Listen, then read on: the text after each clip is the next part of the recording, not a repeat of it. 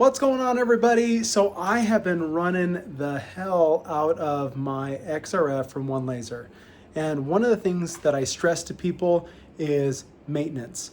So over time, I've started to see a decline in quality in my engravings. And it appears in the form of a wave when I do just like a single line just to see what's going on. I've checked all kinds of things trying to make sure that I had all the belt tensions and all those things proper. But ultimately what it's come down to is the wheels that run on the rail. And this is more or less a consumable product. It is something that you'll want to replace over time. And so that's what I am doing today. So hang on tight and let's do it together. So here we are in front of the XRF, and here are the new wheels for my machine. So you can see that those are nice and round, like there's no ridges, no edges, as long as the camera will focus. Everything looks nice and clean. So what I've already done over here on the machine is I have loosened this right here, and this holds the belt. So I've basically taken one side of the belt off, and then on the bottom of the head, there is a tension screw. See if I can find it. So there's a tension screw right here. So this guy right here. So I loosened this up as much as I could without it coming out. So that way it releases the head from the rail. So now I can go ahead and I can lift up on this and pull the wheels right off. So if we look close, you can kind of see a ridge that is starting to form right there.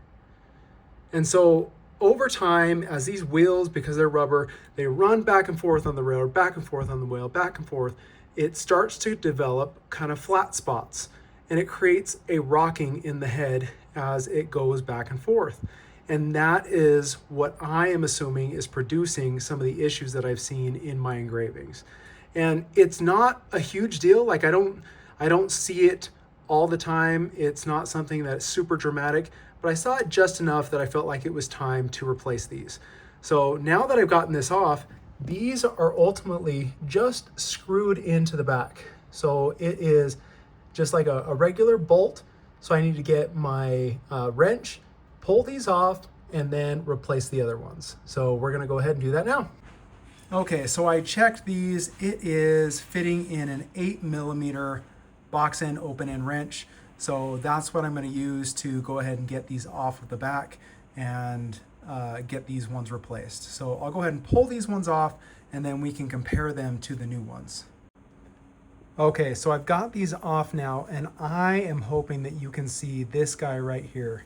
So it is not near as round as that one or this one, but this guy was on the bottom. On my machine, I have 3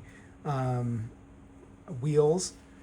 On the production models, they actually have 4. So as you can see, there started to be like flat spots right here on this side, and it is kind of rounded, and then another flat spot on this side. Flat spot starting here, flat spot starting here. And a lot of this is what is causing my head to rock. It will go across, but it rocks front to back as it goes. So this right here is a new wheel. You'll see it is nice and rounded all the way. And so that's what I'm gonna replace with. So we're gonna get these on, and then once it's all back together, we will put the belt right here back onto the head, and then we'll do some testing. So it was pretty quick and easy. I've got the new wheels back on and just tightened down nice and snug. But while I'm at it and I have the head off, go ahead and give this rail a wipe down. So that way it's nice and clean. We're not applying any grease to this, but we're just gonna use either water or a light cleaner just to clean off any residue, any smoke, ash, like whatever, off this rail so that it's clean and everything glides well. So we'll get that done, and then we're gonna slip the head back on. All right, so for my head, what I'm gonna do is I'm actually, because there's tension on the bottom and the top ones are fixed, I'm gonna go ahead and slip the bottom wheel in first, pull up, and then get it on there. So, I mean, I was able to do that one-handed to get that seated again. Then I can go ahead and put a little bit more tension on that lower wheel. So that way it slides, but it doesn't rock real easy. So I want it to be able to slide, easily with my hands, but not that it's gonna sit there and rock. So let's go ahead, I'll put the tension on, and I'll show you what that looks like after. Okay, tension is back on, and again, that is a screw that's just back here in the back underneath that you tighten up, and it puts tension on those back or those lower wheels. But you can see now I don't really have play front to back, but I still roll pretty easily. That's kind of similar to the y-axis, and so I could maybe put a little bit more tension on, but then we're gonna go ahead, pull this so that side of the belt is tight, and we're gonna go ahead and get this fed back through and pull it so it's pretty tight. All right, so I've got this all put back together, good tension on the bottom, and really this is hand tight. I just kind of pull it until everything is looking, I mean, it's not harmonic in sounding, but it is decently tight. Obviously you want to be able to still be able to pull it out. You don't want it super stretched, but I mean, I've got good tension on it, and you can always make adjustments. There is a spot here where you can actually loosen this up and pull it so that way it tightens up. But there's a little resistance as I go and push the head back and forth, but it feels nice and smooth. Before, I could feel kind of like a bump, bump, bump, bump, bump as I was going across. So I think this is gonna be good.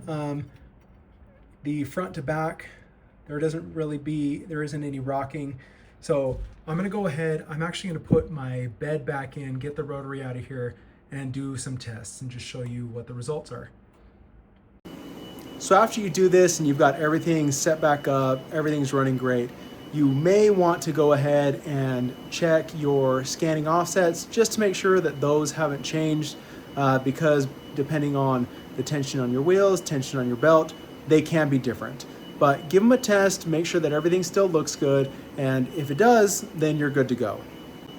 So now that I got those wheels swapped out, the machine is just cruising, doing great engravings, but here is a look at what it looked like before in my tests, and this is what it looks like after. So this is just an example of some of the things that are general maintenance items. OneLaser actually recommends on these machines that have the rubber wheels that if it's used in a moderate or high use scenario, that you are potentially swapping these out every 6 months. So something to keep in mind as you run your XRF or XT model of the desktop, and that way it maintains your great engravings, making sure that you're getting all those details. So hopefully this was helpful. If it was, please like, subscribe, and we will see you on the next one.